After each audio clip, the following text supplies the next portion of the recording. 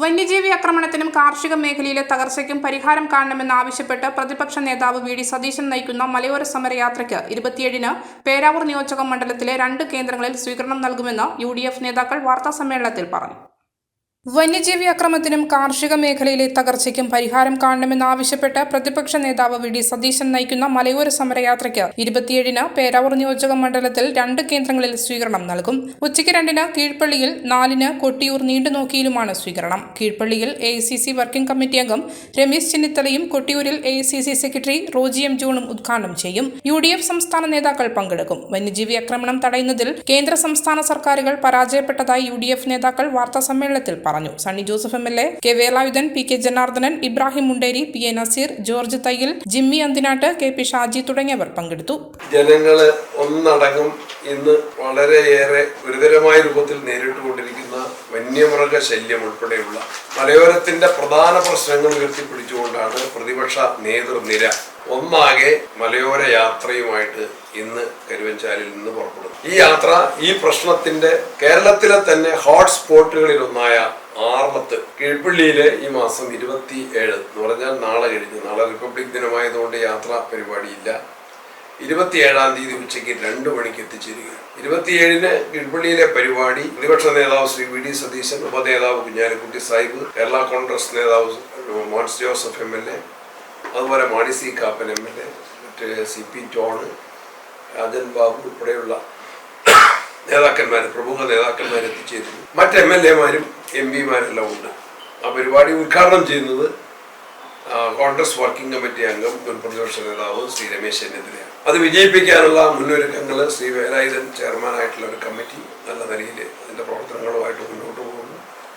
ഞങ്ങൾ ഇതൊരു രാഷ്ട്രീയ പരിപാടിയേക്കാൾ ഉപരി ഒരു ജനകീയ പരിപാടിയാക്കി ഏറ്റവും പ്രധാനപ്പെട്ട ഒരു കേന്ദ്രത്തിലാണ് വന്യമൃഗ ശല്യത്തിൻ്റെ വിഷയം ഏറ്റവും കെടുതിയിലായിട്ട് അനുഭവിക്കുന്ന പ്രദേശം. കഴിഞ്ഞ ദിവസം ആർളത്ത് വളയഞ്ചാലിൽ സംസ്ഥാന chief wildlife warden Pramod Krishnan വന്നിട്ടൊരു മീറ്റിംഗ് ഉണ്ടായിരുന്നു.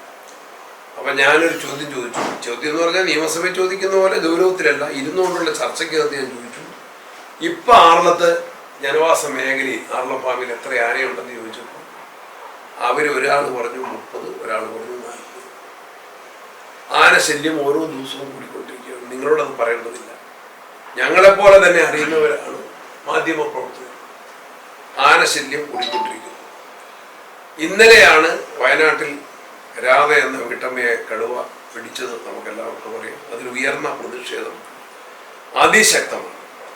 പുലിയുടെയും കടുവകളുടെയും സാന്നിധ്യം, നമ്മുടെ ആനയുടെ സാന്നിധ്യം അത് പിന്നെ പറയേണ്ടതില്ല. കാരണം അപ്പുറത്ത് കാക്കങ്ങാട് നിന്നാണ് പുലിയെ പിടിച്ചത്. അത് നല്ല ആരോഗ്യമുള്ള, ഏറ്റവും കൊഴുത്ത് തടിച്ച് ഒരു വലിയ വലിപ്പമുള്ള പുലിയാണ്. അപ്പം ഇതെല്ലാം ഇവിടെ ഉണ്ട് എന്നത് ഈ ജനജീവിതത്തെ വളരെയേറെ ദുഷ്കരമാക്കുന്നു. മലയോരത്തിന്റെ സ്വന്തം പ്രാദേശിക ചാനൽ A-Channel. നിങ്ങളുടെ നാട്ടിലെ വാർത്തകളും വിശേഷങ്ങളും ഞങ്ങളെ അറിയിക്കുവാൻ വിളിക്കൂ 9447691771 9074215391. നിങ്ങളുടെ നാട്ടിലെ വാർത്തകളും വിശേഷങ്ങളും ഞൊടിയിടയിൽ അറിയുവാൻ A-Channel ന്യൂസ് ചാനൽ സബ്സ്ക്രൈബ് ചെയ്യൂ.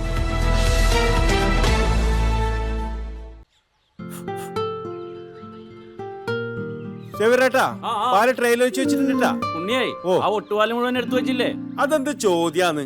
ആരെങ്കിലും ഒട്ടുപാലം എടുക്കാണ്ട് പോവാ? ഒട്ടുപാലം കെട്ടിപ്പിടിച്ച് അങ്ങോട്ട് ഇരുന്നോ. എന്റെ മനുഷ്യ റബ്ബർ ഷീറ്റ് ഇങ്ങനെ കുന്നുകൂട്ടിട്ട് എന്തോ ഉണ്ടാക്കാനാ? എന്നെ എന്തായാലും എന്റെ ഷീറ്റിനെ കളിച്ച് എന്റെ കയ്യിൽ നിന്ന് മേടിക്കുന്നേ. അത് കറക്റ്റ്. ഉള്ള സമയത്ത് ഇതൊക്കെ ഒന്ന് തൂക്കി വിട്ടിട്ട് കാശൊന്നും കൊണ്ടെത്താ മനുഷ്യ. MS ഗോൾഡ് പോയി കുറച്ച് സ്വർണം വാങ്ങട്ടെ. അത് യോറിന് എന്ത്? ഇതിന്റെയൊക്കെ വില എപ്പോഴാ കുത്തിനെ വീഴുന്ന ആർക്കറിയാം മനുഷ്യ.